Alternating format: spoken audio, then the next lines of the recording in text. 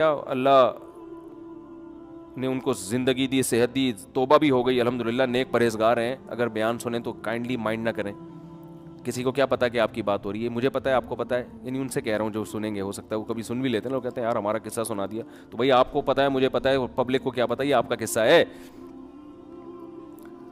وہ اٹیک بھی عشق میں ہوا ان کو نا, جوانی میں ہارٹ اٹیک عشق معاشقے کے نتیجے میں ہی ہوتا ہے. کم عمری میں جب مس گیدرنگ کا ماحول ہو نا تو یہ معاشقے بہت ہوتے ہیں اور اس کی وجہ سے ڈپریشن بہت ہوتی ہے. یہ ہمارا لبرل طبقہ تو آزادی چاہتا ہے نا, آزادی. یہ آزادی اصل میں مرد اور عورت کے اختلاط میں نہیں ہے, ان کو ایک دوسرے سے دور کرنے میں ہے. دونوں کے ذہن سکون میں رہے گا. آپ نے کلاس میں ساتھ بٹھا دیا, دفتروں میں ساتھ بٹھا دیا, آنکھ مٹکے ہوں گے, معاشقے ہوں گے. جب عشق کی تکمیل نہیں ہوتی تو ڈپریشن کی طرف جاتا ہے انسان, اور یہ ڈپریشن بہت زیادہ ہوتی ہے. تو وہ بھی کہیں آنکھ مٹکا تھا ان کا, پھر دوستی ہو گئی, پھر ڈیٹیں لگنا شروع ہو گئیں, پھر شادی کی باتیں شروع ہو گئیں. اسی دوران یہ جاب لیس ہو گئے. جیسے ہی جاب لیس ہوئے تو لڑکی ٹاٹا کر کے آئی بات سمجھ میں. غریب آدمی سے لڑکیوں کو کم از کم عشق نہیں ہوتا, یہ خوب سمجھ لو. یہ تو میرا کسی لوگوں نے میم سی بنا دی تھی اس پہ, کیا آپ لوگ ڈنڈ پھیل رہے ہیں جم میں جا کے. جم میں میں لڑکوں کو دیکھتا ہوں نا, وہ جا کے یہ باڈی بنا رہے ہیں, یہ کر رہے ہیں, وہ کر رہے ہیں. تو بعض لڑکوں کا, سب کا نہیں, بعض کا خیال ہوتا ہے, ہوتا تو سب کا, لیکن چلو ہم بعض کا کر لیتے ہیں. کوئی ایسا نہ وہ بولے مفتی صاحب آپ یار یہ کیسی باتیں کر رہے ہو, لیکن بعضوں کا خیال ہوتا ہے کہ اس باڈی کو دیکھ کے لڑکیاں ہم پہ مریں گی. اس باڈی کو دیکھ کے جب ہم جائیں گے نا وہ ٹی شرٹ پہن کے, اور روڈ لائنر لکھیں گے اس کے اوپر, اور ہٹو بچوں لکھ دیں گے پیچھے, تو یہ اس سے لڑکیاں بڑی متاثر ہوں گی, یار کیا چال ہے, کیا اسٹائل ہے. ہوتی ہیں متاثر, لیکن اگر آپ کی پینٹ میں پیسے نہیں ہیں تو بالکل بھی متاثر نہیں ہوں گی. یہ خوب سمجھ. ایک خاتون کی شادی ہوئی, اس نے مجھے خود بتایا, ہماری ہی کوئی ریلیٹو تھیں, وہ خاتون بہت خوبصورت تھی, ان کی شادی ہو گئی جس بندے سے, تو بعد میں طلاق ہو گئی, پتہ نہیں کیا مسئلہ ہوا. تو وہ میرے پاس کیس آیا, تو وہ قصہ سنا رہی تھی. بعض خواتین کے الفاظ بھی کہہ رہے ہیں, جب ان سے شادی ہوئی نا, لوگ کہہ رہے تھے لنگور کی بغل میں ہور. لوگ یہ تبصرہ کر رہے تھے دلہا دلہن کو کہ لنگور کی بغل میں ہور بیٹھی ہوئی ہے. عورتیں بہت تیز ہوتی ہیں, قصے پہ قصے یاد آتے ہیں, فیملی میٹر بہت ہوتے ہیں نا. تو ایک خاتون مجھے کہنے لگی میں اپنے میاں سے طلاق چاہتی ہوں, میں اپنے میاں سے خلا چاہتی ہوں. میں نے کہا کیا مسئلہ کیا ہے آپ کا نا, فیملی کیس تھا نا, سامنے آئے ہوئے تھے.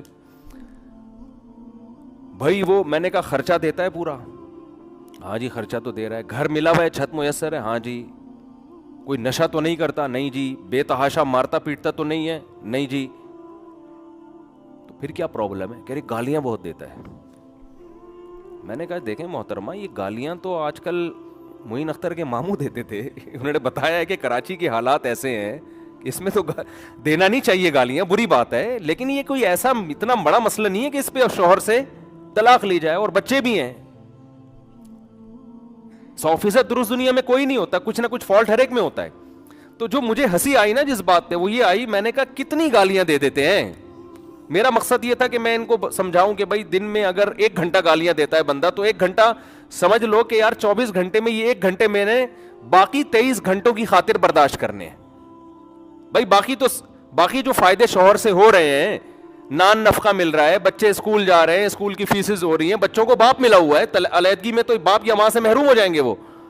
پھر آپ کو فیملی ملی ہوئی ہے, ساری عزتیں ملی ہوئی ہیں, آپ میرٹ خاتون کہلاتی ہیں, کہیں بھی جاتی ہیں, آپ کی جو فرینڈس ہیں بولتے بھائی یہ شادی شدہ خاتون ہے, ان کے ہسبینڈ ہے, ہسبینڈ بھی کوئی مکھنچو نہیں ہے, فٹ فاٹ ہے, سب کچھ سیٹ چل رہا ہے.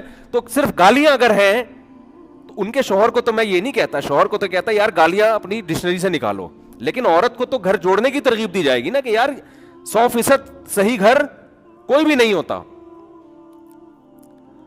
تو میں نے کہ جب ان سے پوچھا کتنی دیر گالیاں, میں تو پھر یعنی وہ تحقیق کرتا ہوں نا, میں نے کہا کتنی دیر گالیاں دیں, انہوں نے کہا 12 گھنٹے گالیاں دیتے ہیں. میں نے ان سے کہا نہیں, لیکن میرا دل چاہ رہا تھا کہ معین اختر کے ماموں بھی اتنی گالیاں تو معین اختر کے ماموں بھی نہیں دیتے. پھر ان کا میسج آیا کہ 24 گھنٹے گالیاں دیتے ہیں. یہ 24 گھنٹے میرا خیال ہے واش روم بھی جاتا ہے انسان, کیا وہاں بھی بیٹھ کے گالیاں دے رہے ہیں, میری بیگم ایسی تھی, تیری بیگم ہے بھائی. نہا بھی رہا ہو گیا, نہانے میں بھی گالیاں, پھر یہ بچے بھی گالیاں دے کے پیدا ہوئے ہیں, اس دوران بھی گالیاں تھی کیا؟ اور کبھی کوئی دعوت میں بھی جاتے ہوں گے میاں بیوی, وہاں بھی گالیاں. تو یہ کچھ سمجھ میں آنے والا ہے حساب ہے. وہ کہہ رہے تھے عدالت سے خلا لینی ہے. میں نے کہا یہ خلا نہیں بنتی ہے عدالت سے, کوئی یہ کوئی ایسا کیس نہیں ہے جس پہ عدالت سے آپ خلا, عدالت تو دے دے گی, وہ تو گالیاں نہیں بھی دیتے ہو تو بھی دے دے گی. آپ گالیاں الٹا دیتی ہو نا شوہر کو, پھر بھی عدالت خلا کی ڈگری تھما دے گی, مگر اس سے یہ شرعی خلا ہوگا نہیں. تو میں نے ان سے کہا کہ آپ گھر بسائیں, اپنا نبھائیں, آپ کا دماغ سیٹنگ آؤٹ ہوئی ہے, ٹھیک ہے نا. اور پھر بھی اگر نہیں کسی کے نے رہنا ہے تو جب تک شوہر ڈیورس دے گا نہیں اس وقت تک طلاق ہوگی نہیں. یہ کیس نہیں ہے, یہ سمجھ میں آنے والا حساب نہیں ہے. غلط کام ہے, شوہر غلط کر رہا ہے جو گالیاں دے رہا ہے, بہت برا کر رہا ہے, میں شوہر کو سپورٹ نہیں کر رہا, لیکن طلاق ایسے باتوں پہ تھوڑی ہوتی ہے. تو کیا کہہ رہا تھا یار میں, ہاں تو میں یہ کر رہا تھا کہ توبہ, شکر ہے آپ کو یاد رہتا ہے نا, یہاں ان سے پوچھو تو کسی کو یاد ہی نہیں رہتا. وہ اب دیکھو آخری 1 منٹ رہ گیا ہے, اگر آج وہ دل سے توبہ کر لے, وہ پھانسی کے پھندے پہ لٹکنے والا 1 سیکنڈ پہلے, یہاں تک کہ اس کے گلے میں پھندا لا کے ڈال دیا گیا, ابھی صرف رسا کھینچنے کی دیر ہے, اس دوران بھی اگر وہ توبہ کرے گا, یہ 1 سیکنڈ اس کی کروڑوں سال کی زندگی کو, فیوچر کو چینج کر دے گا. کیوں؟ ابھی تک اس نے اپنی آنکھوں سے دیکھا نہیں ہے, ابھی تک دیکھا نہیں ہے اس نے اپنی آنکھوں سے, غیب پر ایمان ہے. تو یہ اللہ کا وعدہ ہے, ان اللہ یقبل توبۃ عبدہ ما لم یغرغر. بخاری مسلم کی حدیث, نبی صلی اللہ علیہ وسلم نے فرمایا اللہ اپنے بندے کی توبہ اس وقت تک قبول کرتا ہے جب تک اس کو غرغرہ نہیں آتا. غرغرہ کا مطلب سکرات موت میں مبتلا نہیں ہو جاتا وہ. ہاں جب اس کو ہینگ کیا گیا اور اس کی روح نکلنا شروع ہوئی, اور پھر اس نے برزخ کی زندگی اپنی آنکھوں سے دیکھ لی, اس نے دیکھ لیا کہ قرآن جو کہتا تھا کہ برے لوگوں کی روح, برے فرشتے سے مراد وہ فرشتے جو اللہ نے سزا دینے کے لیے متعین, فرشتہ تو برا نہیں ہوتا, وہ فرشتے جو خوفناک فرشتے ہیں وہ برے لوگوں کی روح قبض کرتے ہیں. جب یہ فرشتے اپنی آنکھوں سے دیکھ لے گا, اس کے بعد قرآن کہتا ہے کہ اب توبہ تو دور کی بات, زمین اور آسمان کی دولت بھی اگر خرچ کر دے گا, وعدہ کرے گا اللہ مجھے مہلت دے دے, میں پوری زمین آسمان کی دولت خرچ کرنے کے لیے تیار ہوں. اللہ فرماتے ہیں ما تقبل منہم, اللہ کا قانون اٹل ہے, اللہ اس کی ایک آنسو کی پرواہ نہیں کرے گا. پوری دولت دے دے اللہ اس کی پرواہ نہیں کرے گا. جلدی سے بات ختم کرتا ہوں میرے بھائی, اللہ کا قانون یہ ہے کہ جب تک اپنی آنکھوں سے موت کے فرشتے نظر نہ آئے اس وقت تک اللہ نے توبہ کا آپشن رکھا ہوا ہے. اور جب یہ منظر آپ نے اپنی آنکھوں سے دیکھ لیا, اللہ کہتے ہیں بیڑیاں رگڑتا رہے گا, کلا انہا کلمۃ ہوا قائلھا, توبہ کا کلمہ تیری زبان سے نکلا ہوا ایک کلمہ ہے جو ہوا میں تحلیل ہو کے ختم, اللہ کے ہاں اس کی کوئی ویلیو نہیں ہے. نبی صلی اللہ علیہ وسلم نے فرمایا کہ جہنم کی آگ سمندر کا پانی خوش نہیں کر سکتا, حدیث کا مفہوم ہے, لیکن 2 قطرے جہنم کی آگ کو ٹھنڈا کر دیتے ہیں.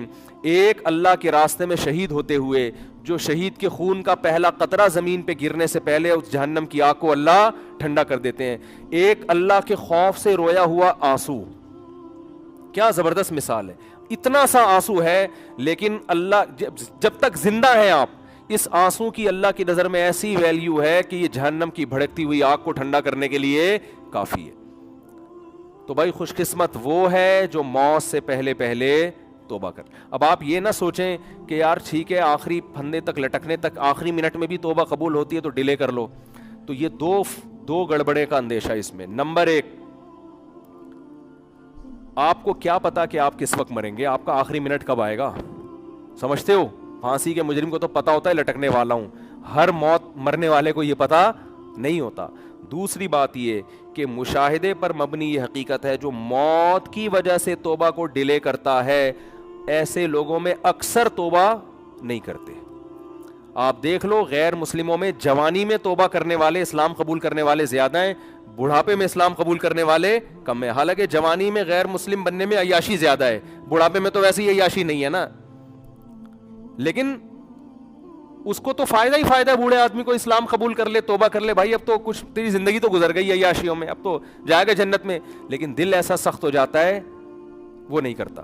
جوان آدمی وہ جلدی کر لیتا ہے، حالانکہ اس کو قربانی زیادہ دینی پڑ رہی ہے. آپ دیکھ لو دنیا میں توبہ کرنے والے جوان آپ کو زیادہ ملیں گے، بوڑھے ہیں لیکن کم ہیں. اسی طرح توبہ کرنے والوں، اسلام قبول کرنے والوں میں جوان غیر مسلم زیادہ ہیں، بوڑھے کم ہیں.